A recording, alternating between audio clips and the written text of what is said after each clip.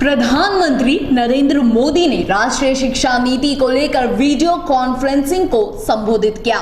उन्होंने कहा कि देश की उम्मीदों को पूरा करने का अहम माध्यम शिक्षा नीति और शिक्षा व्यवस्था होती है।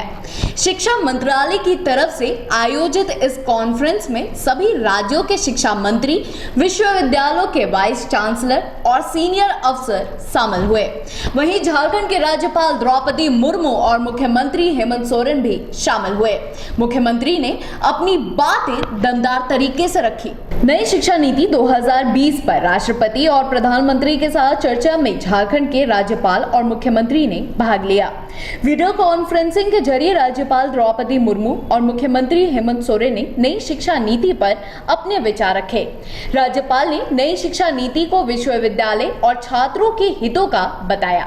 द्रौपदी मुर्मू ने राज्य के विश्वविद्यालयों में शिक्षकों की कमी की बात सामने रखी और राष्ट्रपति और प्रधानमंत्री का ध्यान आकर्षित कराया। विद्यार्थियों की आवश्यकता एवं रुचि को भी ख्याल रखा गया है। इतना ही नहीं, digital education, vocational education, job oriented courses एवं स्किल डेवलपमेंट की दिशा में भी ध्यान रखा गया है। Higher education council of India जैसी एक ही संस्था होना विश्वविद्यालय एवं छात्र हित में है। शिक्षा नीति में शिक्षण, सिद्धांत एवं प्रायोगिक पर बल दिया गया है। प्राचीन और नवीन, लोकल और ग्लोबल का भी ध्यान रखा गया है। इसके लिए मैं माननीय प्रधानमंत्री श्री नरेंद्र मोदी जी, शिक्षा मंत्री श्री रमेश पोखरियाल जी, राष्ट्रीय शिक्षा नीति 2020 के अध्यक्ष डॉक्टर कस्तूरीरंगन जी एवं उनकी पूरी टीम को बधाई देती हूँ। मुख्यमंत्री हेमंत सोरेन ने बड़े ही बेबाकी से अपनी बात रखी। उन्होंने नई शिक्षा नीति पर अपनी आपत्ति भी जताई। हेमंत सोरेन ने 14 मिनट से ज्यादा देर तक अपनी बात रखी। उन्होंने कहा कि नई शिक्षा नीति निजीकरण और व्यापारीकरण को बढ़ावा दे रही है, जिससे अवसर की समानता के मौलिक अधिकार पर आघात होगा। उन्होंने कहा कि नई शिक्षा नीति में आदिवासी, दलित, पिछड़े, गरीब और किसान मजदूर के बच्चों के हितों की रक्षा करने संबंधी प्रावधानों में स्पष्टता का अभाव है। इसमें रोजगार नीति पर कोई चर्चा नहीं की गई है। इस नीति में जो स्टेक होल्डर्स हैं वो राज्य सरकारें हैं, क्योंकि सभी चीज़ों को धरातल पर उतारने की जिम्मेवारी राज्य सरकारों को ही होनी है, उन्हीं को करना है। इसमें अगर कुछ महत्वपूर्ण बिंदुओं को छोड़ दिया जाए, अगर उसे नज़रअंदाज करते हैं तो फिर ये बहुत बड़ा नुकसान का कारण भी भविष्य में बन सकता है। हम किसी चीज़ को अगर प्रयोग करते हैं तो प्रयोग के समय वो बहुत अच्छी चीज़ें उभर के आती हैं, लेकिन जब हम इसको रेप्लिकेट करते हैं तो ये बहुत बुरा प्रभाव भी दिखाता है। मुझे लगता है कि राज्य सरकारों के साथ, शिक्षाविदों के साथ, शिक्षकों के साथ और काफ़ी अनुभवी व्यक्ति हैं देश के अंदर, और यहाँ तक छात्रों को भी इस नई नीति में शामिल करना चाहिए। उनसे भी विचार विमर्श करने की मुझे लगता है कि आवश्यकता होनी चाहिए। और चूँकि ये समवर्ती सूची का विषय भी है और स्टेक होल्डर भी राज्य सरकारें हैं, और पारदर्शिता और परामर्श इसमें मुझे लगता है कि अत्यंत आवश्यक है। क्योंकि सरकार, हमारे डेमोक्रेसी में सरकारें 5 साल के लिए होती हैं। 5 साल के बाद फिर नए तरीके से भी लोग सोचते हैं।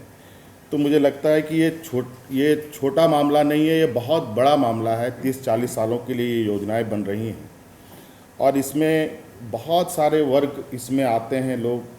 हम जानते हैं कि हमारे देश की जो बनावट है, हमारे देश का जो व्यवस्था है और देश में जो लोगों की जो आर्थिक स्थिति है वो किस तरीके से है। इस दस्तावेज में